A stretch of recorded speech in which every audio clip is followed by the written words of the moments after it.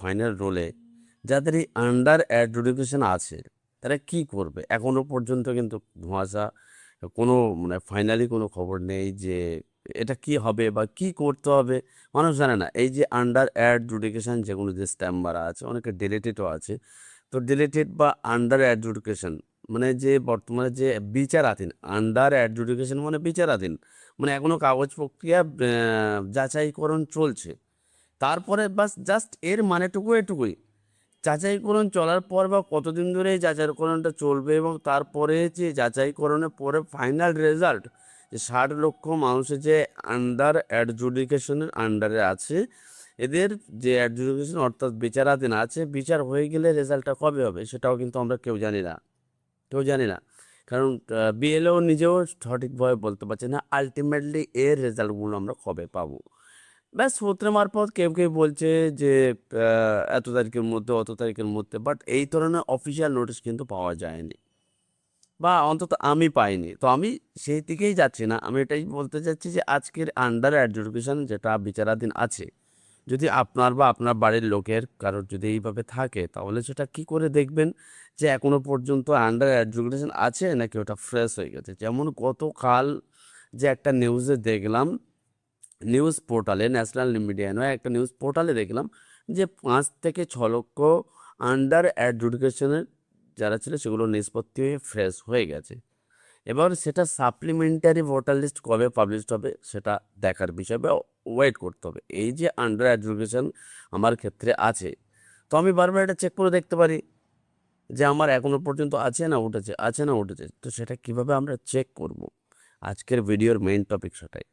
চলুন আমরা দেখে নিই যে আমার যদি আন্ডার অ্যাডজুডিকেশন থাকে বা আপনার পরিবারে আন্ডার অ্যাডজুডিকেশন থাকে, সেগুলো এখনো পর্যন্ত নিষ্পত্তি হয়েছে কিনা, এখনো পর্যন্ত আছে, সেটা কিভাবে চেক করবো চলুন আমরা আজকে দেখে নেব এই ভিডিওর মাধ্যমে। তোমরা সরাসরি চলে আসছে গুগল ব্রাউজারে ECI.net, এই অফিসিয়াল ওয়েবসাইট আমরা চলে আসছে। লিঙ্ক আমি ডেসক্রিপশনে দিয়ে রেখেছি, ওখান থেকে ক্লিক করে ডিরেক্ট এই সাইটে চলে আসবেন। এখানে লগ ইন করার কোনো দরকার নেই, জাস্ট এই ইন্টারফেসটা দেখতে পাচ্ছেন এইরকম আসবে। আমি জাস্ট মোবাইলে দেখাচ্ছি সকলের সুবিধার্থে।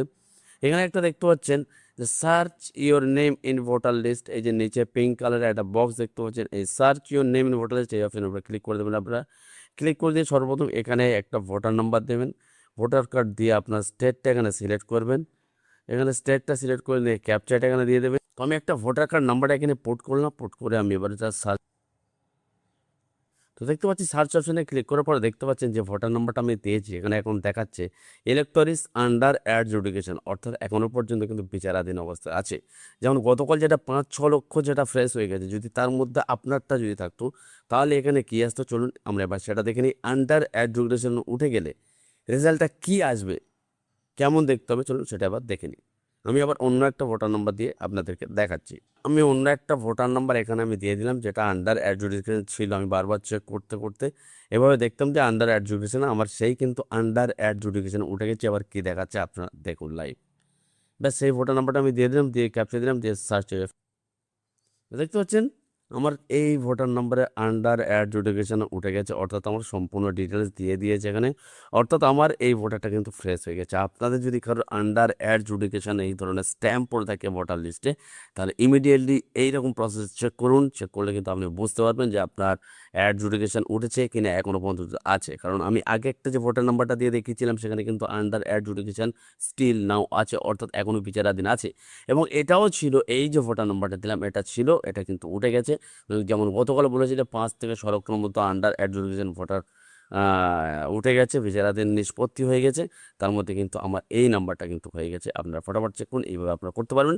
আর যাদের এখন ওঠেনি বা আপনারা চাইলে গ্রিভেন্স বা অ্যাপিল করতে পারেন নির্বাচন কমিশনের কাছে, আপনার ডিলেট হলো কেন বা অ্যাডজুডিকেশন হলো কেন, তার জন্য আমি নেক্সট ভিডিও বানিয়ে দেবো। আপনারা যদি কেউ বলেন যে আমরা কারণ জানতে চাই যে আমার অ্যাডজুডিকেশন হলো কেন, আপনি যদি নির্বাচন কমিশনের পক্ষে চ্যালেঞ্জ করতে চান বা জানতে চান, সেক্ষেত্রে বলবেন, এইরকম ডেডিকেটেড একটা ভিডিও বানিয়ে দেবো। আজকে ভিডিওটা এই পর্যন্ত। ভিডিও ভালো লাগলে একটা লাইক করে দেবো, চ্যানেল নতুন হতে চ্যানেলটা সাবস্ক্রাইব করে পাশে থাকে বেল করে অন করে রাখবে। দেখা হচ্ছে পরের ভিডিওতে। ভালো থাকবে, সুস্থ থাকবে। ধন্যবাদ।